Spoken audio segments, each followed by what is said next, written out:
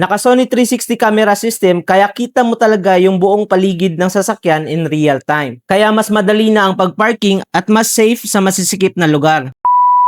Hello mga kasabs! Check natin itong Toyota Vios 2013. Dating naka-stock head unit lang siya, ngayon ay naka-upgrade na sa aming CGPN1 Sony 360 Android head unit. Naka Sony 360 camera system kaya kita mo talaga yung buong paligid ng sasakyan in real time. Kaya mas madali na ang pagparking at mas safe sa masisikip na lugar. Meron din itong split screen features kaya pwede kang mag-open ng navigation habang may ibang app sa kabilang side ng screen. Siyempre, supported din ito ang wireless Apple CarPlay and Android Auto. Kaya automatic mo makokonek ang phone mo para sa music, maps, at calls. Google certified kaya may Google Play Store. Pwede kang mag-download ng Waze, YouTube, Netflix, or Spotify. Pwede ka ding mag-download ng mga apps na gusto mo. Bukod sa features, mas modern at premium na rin tingnan ang dashboard ng Vios dahil mas malaki ang Android screen nito. Compatible din ito sa almost all car models. So mga kasabs, kung gusto nyo rin ng ganitong klaseng upgrades para sa sasakyan nyo, message lang kayo dito sa Sabs Auto. Dahil dito sa Sabs Auto, we make your car smart.